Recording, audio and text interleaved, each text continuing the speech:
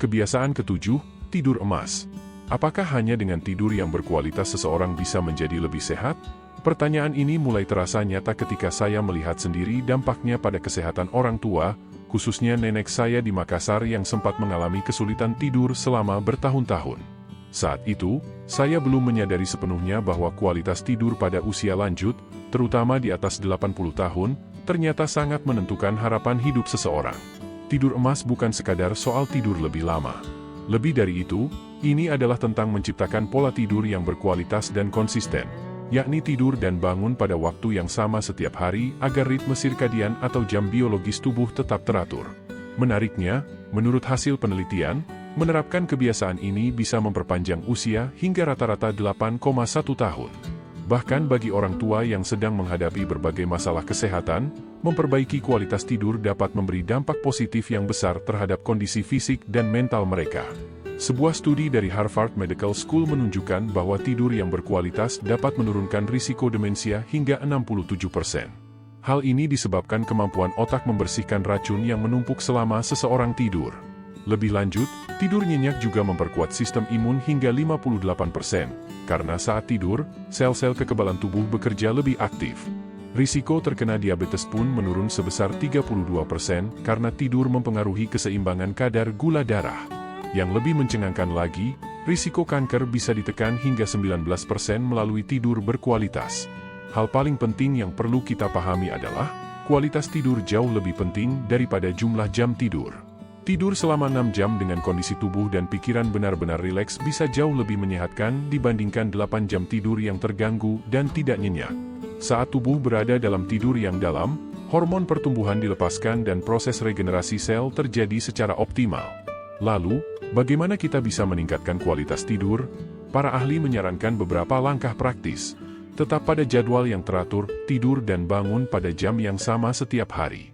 Hindari paparan cahaya biru dari ponsel, TV, atau komputer minimal 2 jam sebelum tidur karena dapat mengganggu produksi melatonin, hormon tidur. Ciptakan suasana kamar yang nyaman, usahakan suhu ruangan berkisar antara 18 hingga 22 derajat Celcius. Selesaikan makan malam setidaknya 3 jam sebelum tidur, untuk mencegah gangguan pencernaan yang bisa membuat tidur tidak nyenyak. Batasi tidur siang maksimal 30 menit, agar tidak mengganggu tidur malam. Manfaat tidur emas tidak hanya memperpanjang usia, tapi juga membawa banyak dampak positif lainnya. Daya ingat membaik, suasana hati menjadi lebih stabil, jantung mendapat waktu istirahat yang cukup, dan peradangan dalam tubuh menurun. Bahkan, tidur juga memengaruhi hormon yang berperan dalam pengaturan berat badan. Intinya, tidur emas bukan soal seberapa lama kita tidur, melainkan seberapa pulih dan segar tubuh serta pikiran kita setelah bangun. Dengan menerapkan kebiasaan tidur yang sehat, bukan hanya usia kita yang bertambah, tapi kualitas hidup kita juga akan meningkat secara signifikan. Terima kasih sudah mengikuti pembahasan ini sampai akhir. Apa pelajaran paling berkesan yang Anda dapatkan hari ini? Kami ingin mendengar dari Anda. Silakan tuliskan di kolom komentar, dan jangan lupa untuk menyukai, membagikan, serta mengikuti saluran ini agar tidak ketinggalan informasi menarik lainnya. Mari terus tumbuh dan saling menguatkan dalam menjalani kehidupan yang sehat dan bermakna di usia lanjut. Tetap semangat dan tetap sehat. Kebiasaan ke-6, tertawa sehat dengan yoga tawa. Pernahkah Bapak dan Ibu membayangkan bahwa tertawa bisa menjadi bentuk olahraga yang menyenangkan? Mungkin terdengar aneh pada awalnya, tapi ternyata tawa, bahkan yang dipaksakan sekalipun, dapat memberikan dampak luar biasa bagi kesehatan, terutama di usia lanjut. Salah satu metode yang kini mulai banyak diterapkan di berbagai komunitas lansia adalah yoga tawa. Ini bukan sekadar tertawa tanpa alasan, tetapi merupakan perpaduan antara tawa yang disengaja dan teknik pernapasan dalam untuk mendapatkan manfaat maksimal. Penelitian yang dilakukan oleh tim medis di Universitas Kedokteran Tokyo menyebutkan bahwa lansia yang melakukan yoga tawa selama 15 menit setiap hari dapat memperpanjang harapan hidup hingga 6,3 tahun. Yang lebih mengejutkan, bahkan tawa yang dilakukan secara paksa pun ternyata memberikan manfaat yang serupa dengan tawa alami. Yoga tawa dapat meningkatkan sistem imun tubuh hingga 63%. Tawa merangsang sel-sel kekebalan dan meningkatkan produksi antibodi seperti imunoglobulin, yang sangat penting untuk melawan infeksi. Selain itu, tawa membantu menurunkan kadar hormon stres, kortisol, sebesar 48% dan secara bersamaan meningkatkan serotonin, hormon yang membuat kita merasa bahagia dan tenang. Kualitas tidur juga meningkat hingga 37% berkat teknik pernapasan dalam yang mendukung relaksasi tubuh dan pikiran, sehingga tidur menjadi lebih nyenyak. Manfaat lainnya yang tak kalah penting adalah pereda nyeri alami. Tawa memicu pelepasan endorfin, zat kimia yang berfungsi sebagai analgesik alami. Bagi mereka yang sering mengalami nyeri sendi atau otot, yoga tawa bisa menjadi solusi alternatif tanpa obat. Awalnya, memang mungkin terasa canggung, apalagi kalau kita tertawa di depan orang lain tanpa alasan yang jelas. Namun, Bu Ratna dari Bandung bercerita bahwa setelah beberapa kali ikut kelas yoga tawa bersama kelompok lansia di RW-nya, rasa malu itu hilang dan digantikan dengan semangat dan rasa kebersamaan yang hangat. Tertawa bersama-sama bukan hanya mempererat hubungan sosial, tapi juga memperkuat semangat hidup. Saat kita tertawa, otak kita memproduksi zat gizi penting yang melindungi sel-sel saraf, membantu pembentukan jaringan otak baru, dan meningkatkan daya ingat.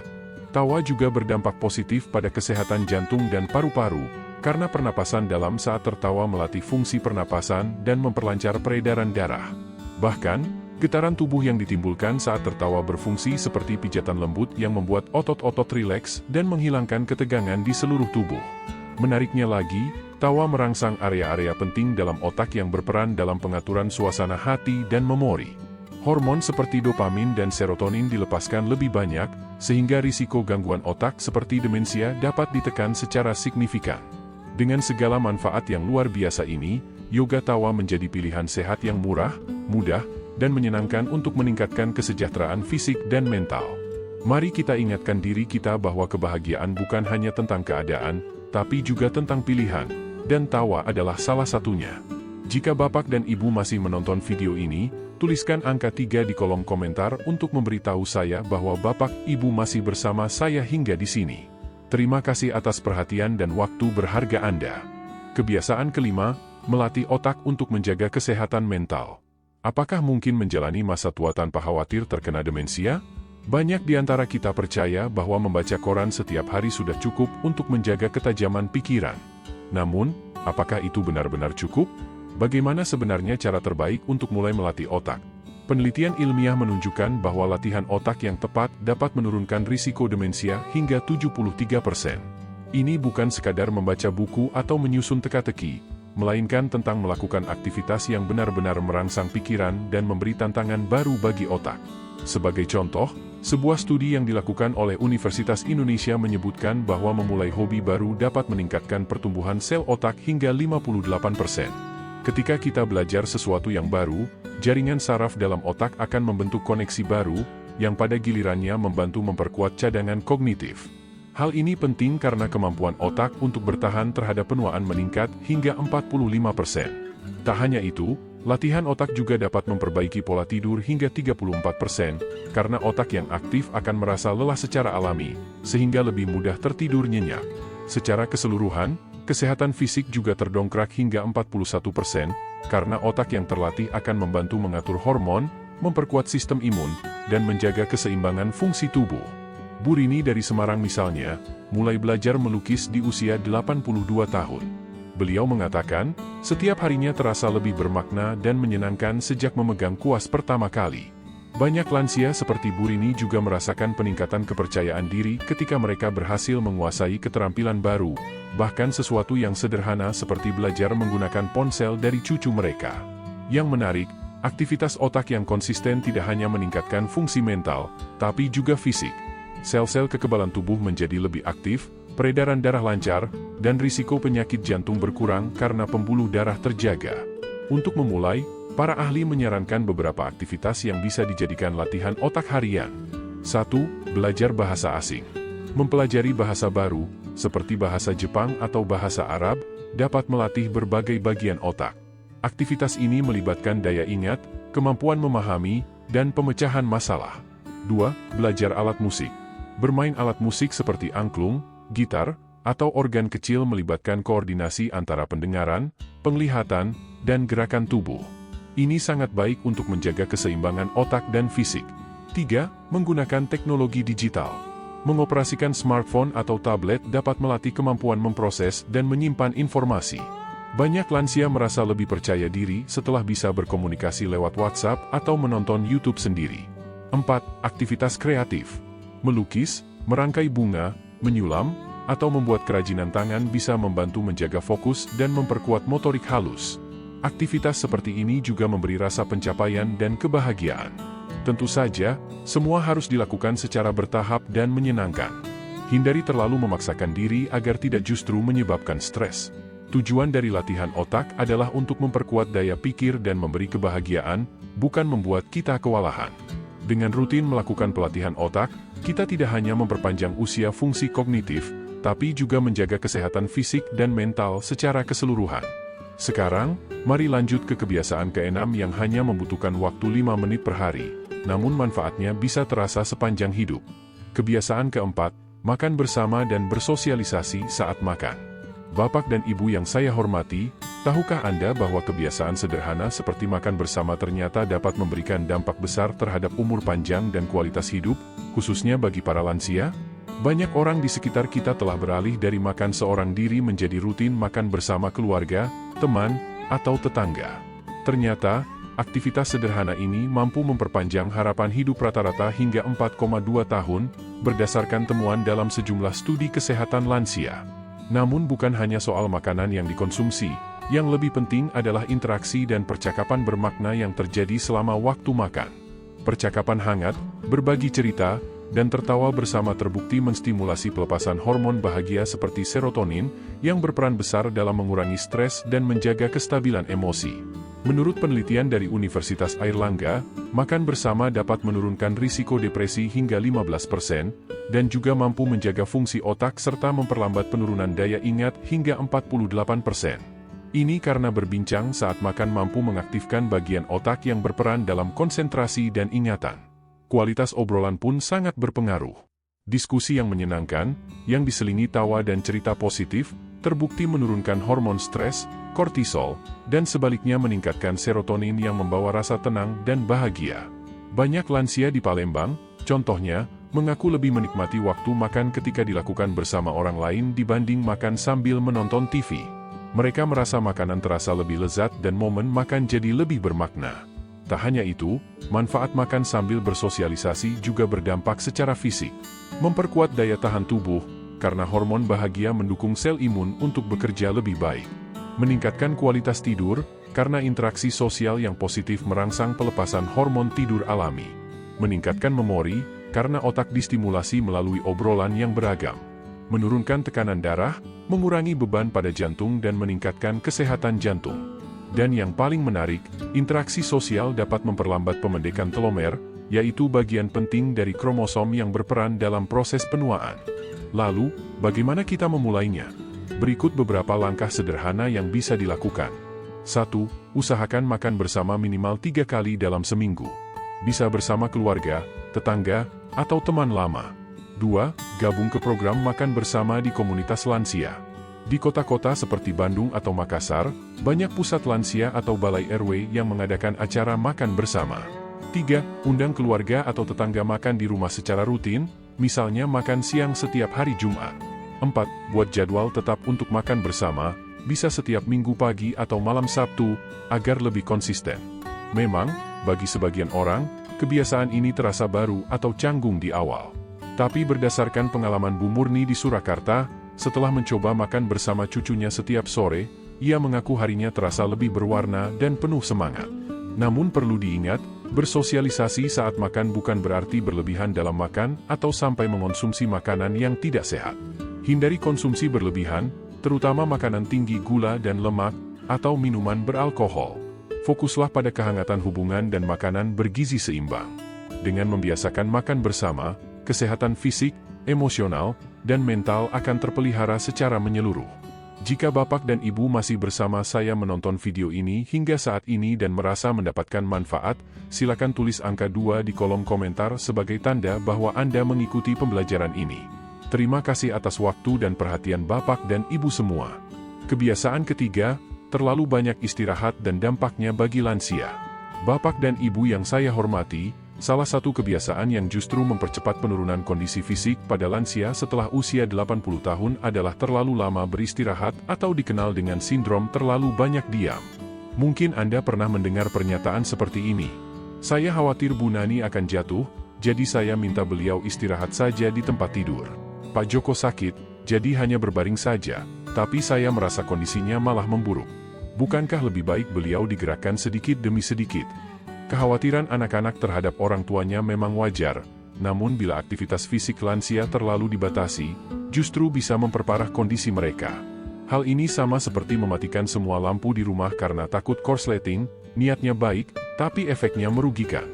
Yang mencengangkan, menurut penelitian dari Lembaga Usia Lanjut Indonesia di Yogyakarta, berbaring sepanjang hari lebih berisiko daripada merokok 1 bungkus sehari. Mereka menemukan bahwa lansia yang menghabiskan lebih dari 12 jam sehari di tempat tidur memiliki risiko kesehatan yang setara dengan perokok berat. Dampak dari kebiasaan terlalu banyak diam sangat serius, antara lain, kepadatan tulang menurun hingga 5% per bulan, meningkatkan risiko tulang rapuh dan osteoporosis. Fungsi jantung bisa melemah hingga 30%, mengganggu sirkulasi darah. Kurangnya aliran darah ke otak akibat terlalu lama berbaring bisa mempercepat penurunan daya ingat. Produksi hormon bahagia seperti dopamin dan serotonin menurun drastis, meningkatkan risiko depresi.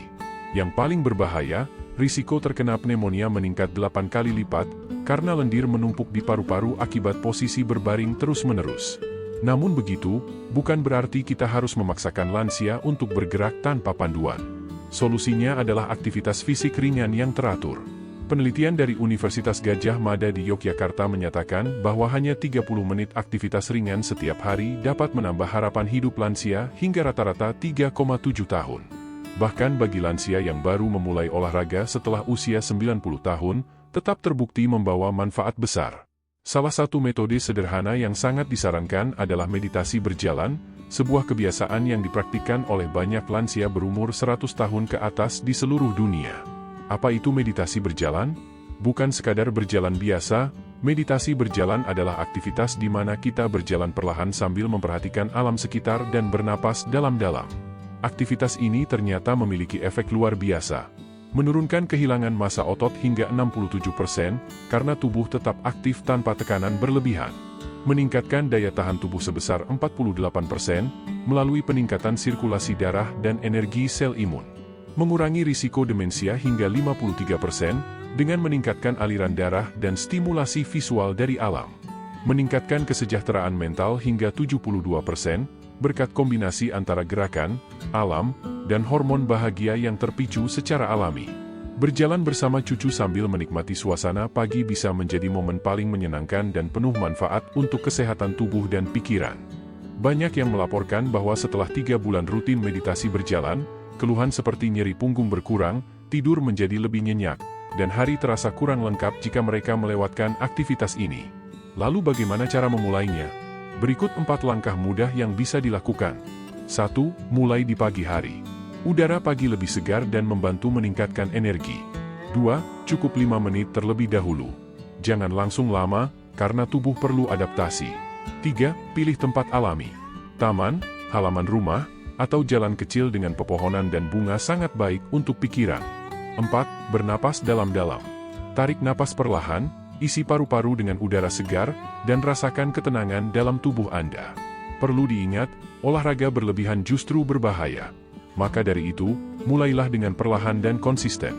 Kebiasaan kedua, kekurangan gizi akibat kesepian. Bapak dan Ibu yang saya hormati, kebiasaan yang tampaknya sepele ternyata dapat membawa dampak besar terhadap usia harapan hidup, khususnya bagi para lansia. Salah satunya adalah masalah kekurangan gizi yang berkaitan dengan rasa kesepian. Mungkin Anda pernah mendengar kekhawatiran seperti ini. Bu Ratna kok sekarang kurus sekali ya, padahal katanya makan 3 kali sehari. Pak Haji dan Bu Yati makan sendirian lagi, ya. Katanya sih makan cukup, tapi kok kelihatan lemas dan tak bertenaga. Meskipun terdengar mengejutkan, sekitar 73% lansia usia 80 tahun ke atas mengalami masalah gizi, meskipun secara jumlah makanan tampaknya sudah cukup. Masalahnya bukan pada seberapa sering mereka makan, melainkan kualitas gizi dari makanan yang dikonsumsi, terutama saat mereka makan sendirian. Kondisi ini dikenal sebagai malnutrisi akibat kesepian. Saat seseorang makan sendirian, Pilihan makanannya cenderung lebih terbatas, tidak seimbang, dan seringkali tidak mencukupi kebutuhan nutrisi harian. Dalam banyak kasus, mereka memilih makanan yang praktis seperti nasi dan lauk sederhana, tanpa memperhatikan kandungan gizi yang dibutuhkan tubuh. Sebuah studi menunjukkan bahwa lansia yang makan sendiri mengonsumsi hingga 42% lebih sedikit protein dibandingkan mereka yang makan bersama orang lain. Padahal, protein sangat penting dalam menjaga massa otot, yang secara alami akan menyusut 1 hingga 2% setiap hari seiring bertambahnya usia. Tanpa cukup protein, otot akan melemah, menyebabkan tubuh menjadi lebih rapuh dan meningkatkan risiko jatuh serta berkurangnya kemampuan bergerak. Yang lebih serius, kesepian juga berdampak langsung pada kesehatan mental dan kognitif. Lansia yang sering makan sendirian tercatat 2,7 kali lebih berisiko mengalami depresi dibandingkan mereka yang makan dalam kebersamaan. Bahkan, penelitian menunjukkan bahwa makan dalam suasana sosial membantu tubuh lebih optimal dalam menyerap nutrisi, karena interaksi seperti berbicara merangsang produksi hormon pencernaan. Jadi, makan bersama bukan hanya kegiatan sosial yang menyenangkan, tetapi juga praktik kesehatan penting yang secara ilmiah terbukti meningkatkan daya serap nutrisi dan kesejahteraan secara menyeluruh. Bu Sri, tadi makan apa? Nasi dan tempe saja sudah cukup, usia saya sudah tua, kok. Jawaban seperti itu sering terdengar, tapi sebenarnya sangat mengkhawatirkan. Karena seiring bertambahnya usia, kebutuhan nutrisi tubuh justru semakin meningkat, bukan malah berkurang. Namun kabar baiknya, perubahan pola makan yang lebih seimbang dan dilakukan dalam suasana sosial dapat memberikan dampak luar biasa. Penelitian mencatat bahwa dalam waktu 6 bulan, lansia yang rutin makan dengan nutrisi lengkap bersama orang lain mengalami peningkatan fungsi kekebalan tubuh hingga 58%, serta kemajuan signifikan dalam kemampuan berpikir dan daya ingat. Jika Bapak dan Ibu masih menonton video ini dan merasa mendapatkan manfaat dari pembahasan hari ini, silakan tulis angka 1 di kolom komentar sebagai tanda bahwa Anda masih bersama kami sampai di titik ini. Terima kasih atas perhatian dan waktu berharga Bapak dan Ibu. Semoga bermanfaat dan menginspirasi.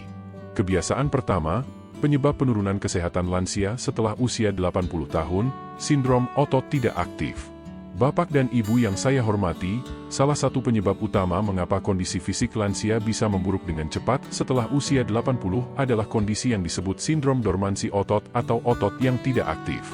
Ini adalah informasi penting, karena langsung berdampak pada kesehatan orang tua kita, dan tentu saja, pada kesejahteraan masa depan kita sendiri. Mungkin Anda pernah mendengar percakapan seperti ini di rumah. Bu Sri, hari ini nggak jalan pagi. Kaki saya sudah nggak kuat lagi, jadi saya di rumah saja. Saya khawatir dengan ibu saya, karena sekarang sering jatuh. Percakapan semacam ini lebih umum terjadi dari yang kita bayangkan. Menurut penelitian dari Lembaga Penelitian Penuaan Universitas Indonesia, sekitar 87% lansia di atas usia 80 tahun mengalami sindrom otot tidak aktif. Kondisi ini muncul ketika otot jarang digunakan dalam jangka waktu lama. Akibatnya, terjadi pengecilan otot, atrofi, di mana otot kehilangan massa, kekuatan, dan fungsinya. Sindrom ini paling sering menyerang lansia yang mulai menjalani gaya hidup pasif setelah pensiun. Sayangnya, banyak yang menganggap kondisi ini sebagai bagian alami dari proses menua, sehingga dibiarkan begitu saja. Namun saat disadari, kerusakan otot seringkali sudah sulit dipulihkan. Yang lebih mengkhawatirkan, begitu kondisi ini dimulai, massa otot bisa menyusut sebesar 3% hingga 8% setiap tahun. Dalam jangka panjang, ini menyebabkan penurunan drastis kemampuan fisik dan memburuknya kesehatan secara umum. Salah satu gejala awalnya adalah gangguan keseimbangan, yang memperbesar risiko jatuh. Bagi lansia, jatuh bisa berujung pada cedera serius seperti patah tulang, gegar otak, bahkan menyebabkan hilangnya kemandirian atau disabilitas jangka panjang. Temuan dari Harvard Medical School juga menegaskan bahwa otot bukan sekadar alat untuk bergerak. Otot berperan penting dalam sistem kekebalan tubuh, pengaturan hormon, dan fungsi otak. Saat otot aktif, mereka mengeluarkan zat yang disebut miokin, yang membantu menjaga sistem kekebalan tetap kuat dan menurunkan risiko penyakit kronis seperti diabetes dan gangguan jantung. Namun kabar baiknya adalah, penurunan otot bisa dicegah, bahkan diperbaiki, jika kita tahu caranya. Penelitian dari Lembaga Riset Lansia Tokyo menunjukkan bahwa lansia usia 90 tahun ke atas yang rutin melakukan latihan kekuatan ringan, memiliki harapan hidup rata-rata 7,3 tahun lebih panjang dibanding mereka yang tidak beraktivitas sama sekali. Lebih lanjut, Jurnal Kesehatan Internasional menyatakan bahwa latihan kekuatan tetap aman dan efektif untuk lansia, bahkan di atas usia 100 tahun, asalkan dilakukan dengan metode yang benar. Kuncinya adalah menghindari latihan yang salah atau terlalu berat. Olahraga yang tidak tepat justru bisa memperparah masalah otot. Oleh karena itu, sangat penting bagi lansia untuk didampingi oleh pelatih atau tenaga medis yang memahami kondisi tubuh mereka. Kesimpulannya, memahami risiko dari sindrom otot tidak aktif sangat penting agar kita dapat melindungi orang tua, kakek, nenek, atau mungkin diri kita sendiri dari penurunan fungsi tubuh yang drastis. Dan kabar baiknya, dengan gaya hidup aktif, latihan ringan yang teratur, serta pendekatan yang aman, kita bisa membantu para lansia tetap kuat, sehat, dan mandiri jauh di usia senja. Kesehatan adalah kunci utama dalam menjalani masa tua dengan bahagia. Tahukah Bapak dan Ibu, bahwa beberapa kebiasaan sederhana ternyata tidak hanya dapat memperpanjang usia, tetapi juga meningkatkan kualitas hidup seiring bertambahnya usia? Dalam video ini, kita akan mengulas 7 penyebab utama mengapa kondisi kesehatan lansia bisa menurun dengan cepat, serta yang lebih penting lagi, kebiasaan-kebiasaan positif yang dilakukan oleh individu yang tidak hanya hidup lebih lama, tetapi juga tetap produktif dan bahagia di usia senja. Anda akan mengetahui berbagai langkah praktis yang bisa dilakukan oleh Bapak, Ibu, maupun orang terdekat, untuk memperbaiki kesehatan dan meningkatkan kesejahteraan secara menyeluruh. Tonton video ini hingga akhir, karena di bagian akhir akan kami ungkapkan solusi yang sangat efektif dalam menghadapi proses penuaan dengan cara yang lebih bijak dan penuh makna. Mari kita telusuri bersama, dan temukan kebenarannya. Namun sebelum kita mulai, saya sangat menghargai apabila Bapak dan Ibu dapat menekan tombol suka, like, sebagai bentuk dukungan untuk channel ini, agar kami bisa terus menghadirkan edukasi tentang kehidupan usia lanjut. Jika Bapak dan Ibu belum berlangganan, silakan klik tombol subscribe dan aktifkan lonceng notifikasi, supaya tidak ketinggalan konten menarik berikutnya. Sebagai tambahan, jika Anda menyukai video ini, silakan ketik angka 1 di kolom komentar. Tapi jika dirasa belum sesuai, ketik angka 0, agar kami bisa terus memperbaiki dan menyajikan konten yang lebih baik bagi Bapak dan Ibu semua. Baik, tanpa berlama-lama lagi, mari kita mulai.